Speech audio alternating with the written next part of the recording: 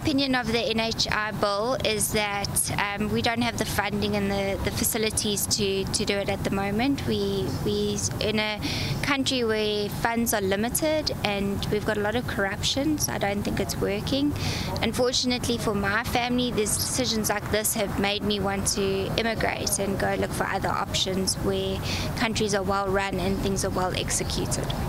My thoughts are it's not going to work, and if the government can't even manage to do the existing national system, how's it going to work then? What is going to happen to that money? As far as I'm concerned, they've got some more money to take and they're just going to waste it.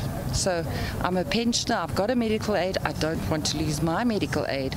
I feel as if it's not going to be as if, it's just probably not going to work because it isn't healthcare free already. I just think that it's not really going to work. Beautiful country, but honestly our government system is really corrupt, and I would like this to happen. I guess it's free healthcare for everyone, so that's an amazing idea. Us getting a standardized health system, I think that would be, it's close to impossible with the current state that our government is in. I understand it's national healthy insurance, but my real worry is that the poor people, will they afford it? I think there's a lot of conflicting information and opinions on it. I think the need for our country to have good free health care for all the citizens is very important. I've heard that medical aids could end up having to close, but it's an uninformed opinion. I don't know, because I think we need to really know what all the facts are before we can get behind it or criticize it.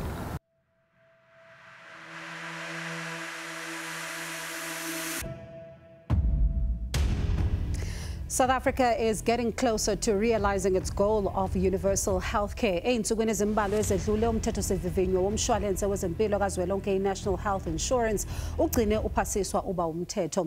Iphalamende liphasise umthethosivivinyo we-NHI kodwa luselude ukhalo kusamele luhanjwe ngaphambi kokuthi lo mthethosivivinyo ube ngumthetho. The National Council of Provinces is still going to table the bill before it receives the President's signature.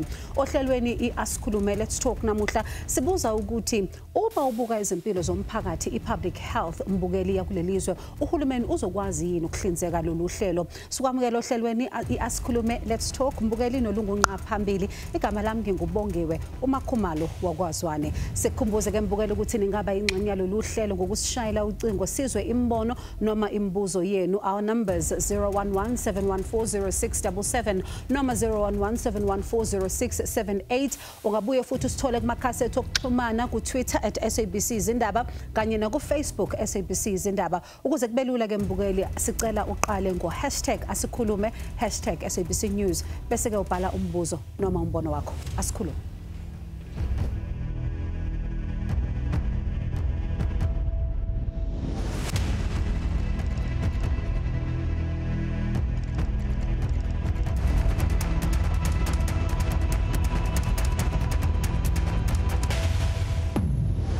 The National Assembly has passed the National Health Insurance Bill, which will introduce universal health coverage in South Africa. The bill has been met with mixed reaction. Ukuphasa komthethosivivinyo we-NHI kusho ukuthi inqwaba yabantu bakuleli izothola usizo lwezempilo olusezingeni elifanayo. Kodwa kukhona abanye abathi ziningi ihibe kulo mthethosivivinyo we-NHI, with some of the critics saying the NHI won't work in South Africa if it is implemented as is. Ngaphambi kokuba samukele ihambeli zethu nezosichazela kabanzi ngalolu hlelo uDokotela uNicholas Crisp oyi-Deputy Director General kumnyango wezempilo noDokotela uMvuyisi Mzuka ongosihlalo wenhlangano i-South African Medical Association. Let's watch this report by our reporter Nandi Mdlazi Miyani ukuthi ngabe lokhu kusho ukuthini kwabemishwalense yezempilo phecelezi ama-medical aid. Iphalamende seliphasise umthethosivivinywa womshwalense wezempilo kazwelonke i-National Health Insurance Bill. Lo mshwalense uzobhekelela ngokulingana bonke abantu baseNingizimu Afrika abasebenzayo nabangasebenzi. Kungabe izinkampani zemishwalense yezempilo phecelezi ama-medical aid zithini ngalokho, kanti futhi zibona ngathi sisazoba khona yini isidingo sazo uma lo mthethosivivinywa usayindwa ube umthetho. We support the NHI. We believe in an NHI. And this draft bill has many positive elements which are strong and which we support. However, there is a Section 33 in this draft bill, which effectively means after implementation of the NHI, that medical schemes have almost no role to play. Kungabe ukuphasiswa kwalomthetho sivivinywa womshwalense kazwelonke kuzoba namthelela muni kumalungu ezinkampani zemishwalense yezempilo phecelezi ama-medical aid. Medical scheme members would need to depend on the NHI for their healthcare funding. And there is a lot of unanswered questions about how the health system could cope with that, how it would be structured to handle that, and where the funding for that would come from. I-NHI inikeza ithemba ezigidini zabantu baseNingizimu Afrika ngaphambilini ababengakwazi ukuthola usizo lwezempilo ngenxa yezinkinga zezimali. Kungabe kungenzeka ukuba lolu hlelo luqale ngokusheshsha? We are informed by the Department of Health, who have publicly stated that full implementation is 10 years plus away. So there's no immediate change or impact to medical scheme members at all. And in that respect, there's no need to panic. Nothing changes overnight. In the long term, medical schemes may well not be allowed to continue funding healthcare. Mbogeli, let's get some facts now and speak to Dr. Nicholas Crisp as well as Dr. of course Umvuyisi Mzukwa, just to get a sense of how things will work. Thank you so much to you both for your time. Dr. Crisp, I'm going to start with you. Let's get the facts. For someone who's watching very briefly, what is the NHI? How is it all going to work? Yeah, thanks very much, and it's a pleasure to be with you. And greetings to colleagues and to Dr. Mzukwa. It's a very complicated reform. We have an extremely complicated health system, and it's what we call a duplicate health system, and or it's in two major parts, but within each of those parts it's extremely complicated, and that means it's expensive to run. So we have a public sector and we have a private sector. The public sector, as everybody knows, looks after about 85% of the population on a regular basis, and that portion of the health system is run with 10 budgets, 9 of them in the provincial departments of health and 1 national department. They all work independently and are funded independently, and there are mechanisms to try and get them to work together. It's very complicated and very duplicative. The private sector is even more complicated. It serves only 15% of the population on a regular basis. There are 72 medical schemes operational at the moment with over 250 different package options. And as a member of a medical scheme, you need to anticipate what your illness is going to be in order to secure your funding, failing which you pay in, either with a top-up insurance of some other sort or cash out of your pocket if you are not covered at the time that you need the care. Obviously, there are public providers in the public space, clinics, hospitals, and so on. And in the private space, there are private providers, hospitals, general practitioners, pharmacies, and so forth. All of these, to administer them, to keep the money paid and get people to deliver the services is expensive because you need to duplicate the administration and the systems all over. The National Health Insurance aims to simplify this dramatically. One, by having one major common fund run by an agency of government called the National Health Insurance Fund that will look after the bulk of the healthcare of the country. There will be, as Dr. Noach said in the introduction, still some elements of care which medical science is able to provide, but which the fund will choose not to fund for whatever reasons, and those are will be dealt with in detail as we advance. And the intention is this fund will purchase healthcare for all of us from providers, both in the public sector and the private sector, at rates that are determined nationally. So it sounds like those with medical aid must not be letting go of their medical aids just yet. No, you can't let go of your medical aid now. Yeah. We don't have the fund appointed yet. We don't have the bill converted to an act yet. Only once there's an act can the board be appointed. Only once there's a board appointed can the administration be created, and so on. So there's a lot of administrative preparation that needs to happen. Some of that preparatory work is being done under my authority in the National Department of Health with the Director General and the Minister, but there's a limited amount of preparatory work that we are able to do before there's legislative power to make those changes. Interesting. Dr. Mzugwa, listening to this, I mean, there's still, you know, a mammoth task that lies ahead, but the work has begun, and it does look at the fact that, you know, there are still some areas that must be attended to here. In your view, as the Medical you know, Association, do you believe that it is time that we opt for a universal healthcare, given what the World Health Organization has actually said, that it is a need? Let me greet both of you in the studio and your viewers as well. There is no issue and there's no argument about whether we need a reform or not.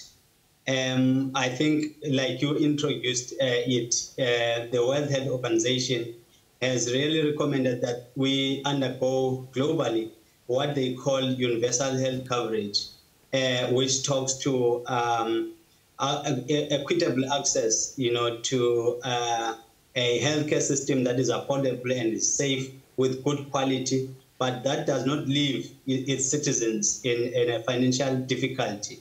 I think that's what the World Health Organization has defined. And we expected that our country would follow suit and introduce, you know, a reform.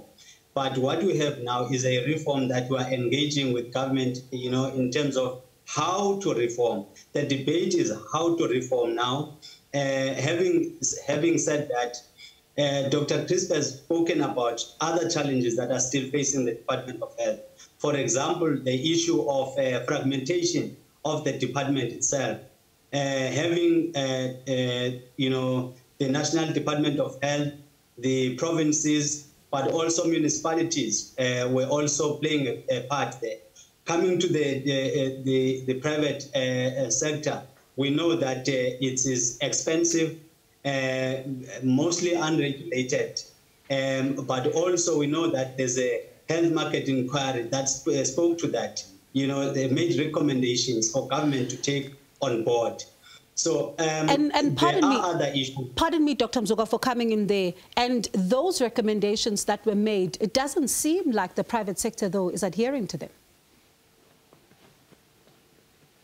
Those recommendations actually were going to be initiated, you know, not only by the private sector. There must be a regulatory framework that is in place, you know, that must guide, you know, those recommendations. But also, you must recall that you know, the Department of Health or the National Department of Health must not only focus on the public sector.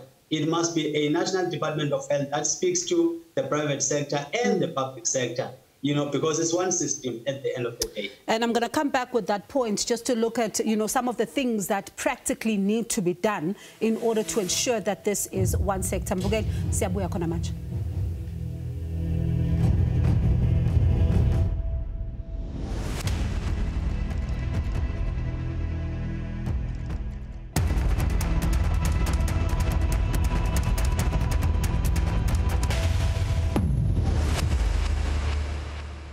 I think it's very disappointing because it really looks as though the bill is being rammed through rather than a properly considered, what would happen with a properly considered health reform.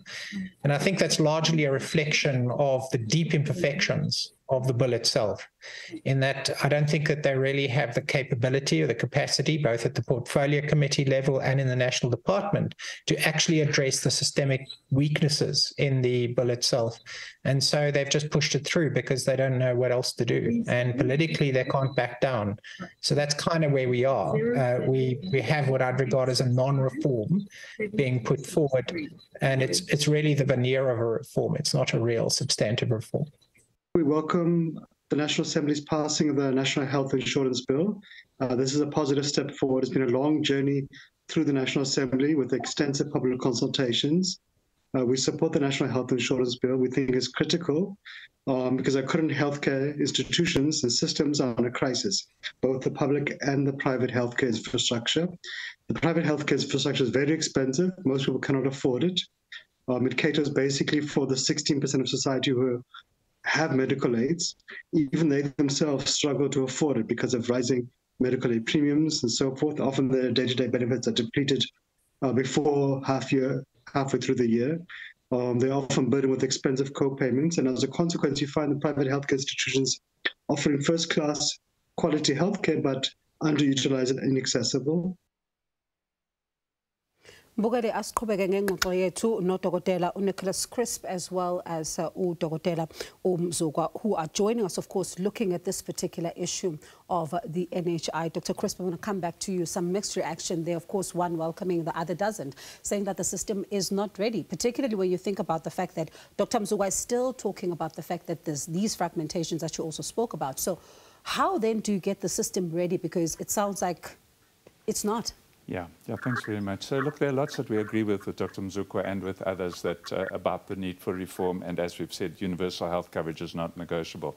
But those who are criticizing about, for instance, the 9 provinces being different, have not read Section 32 of the bill. We urge people to read, to ask, and to understand. Section 32 of the bill does away with the autonomy of the provinces. It nationalizes the public budget under one national department, and the minister delegates back only the provider function under Section 32, subsection 2. And it says that that will be done in terms of the current laws that will be amended by the passage of this bill. So if you go to Schedule 1 and you find the amendments to the National Health Act, under Section 25, there's a whole range of reforms of the functions of the provincial departments of health, and the reforms in Section 21 to the National Department of Health. So it's all part of an ecosystem that needs to be changed.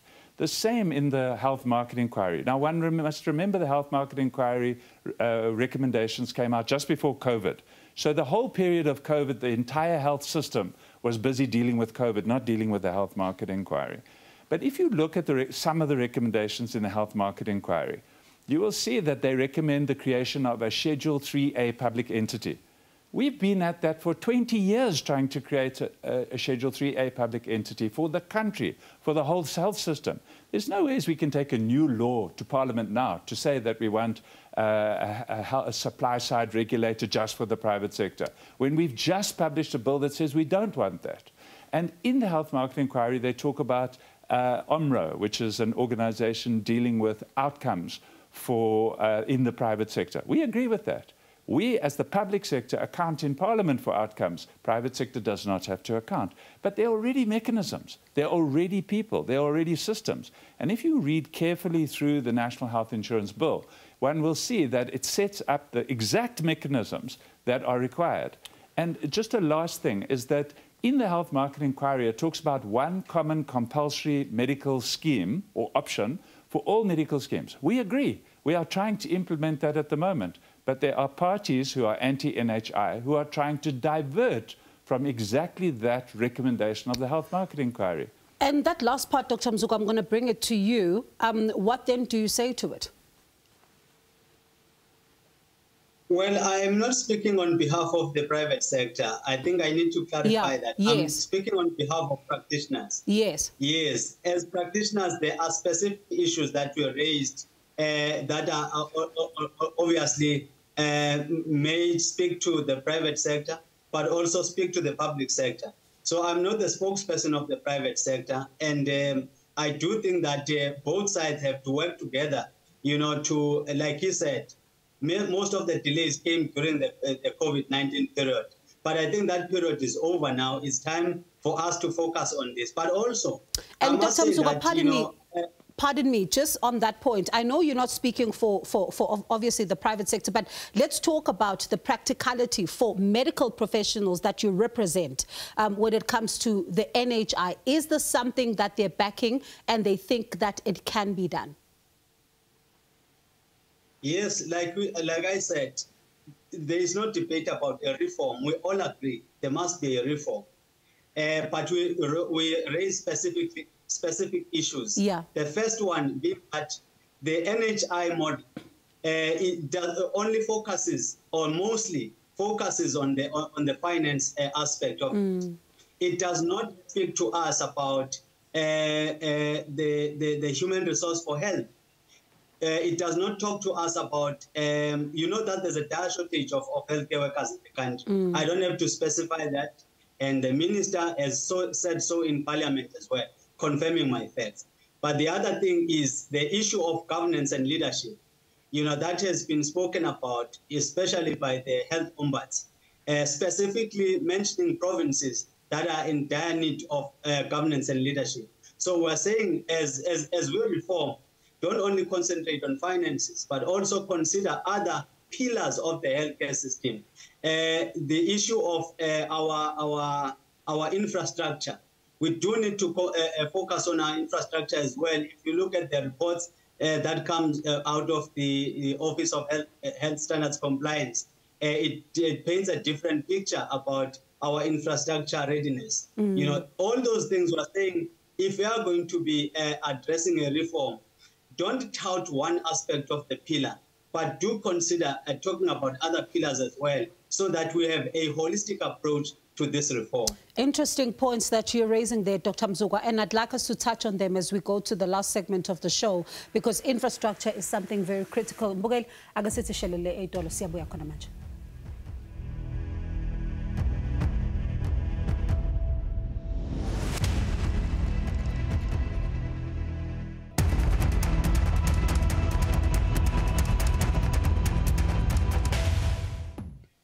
Mbukeli sisabheke udaba lwe-NHI sisahleli nehambeli zethu sesiphetha nje. Dr. Crisp, I'm going to come to you. The issue of the fund has been a contentious one, particularly when you look at the fact that you know, the money wasn't spent well during the COVID-19 pandemic. And so there are concerns that we may see a repeat here when it comes to corruption as well as maladministration. Yeah, sure. So obviously we should all be concerned about corruption everywhere in our society. And we mustn't for a minute think that it was only in the public sector that there was fraud and corruption during COVID or even now. We know that the private sector experiences quite a lot of fraud and corruption as well. It is something we must act against and we must stamp out. But I think people are misunderstanding the fund.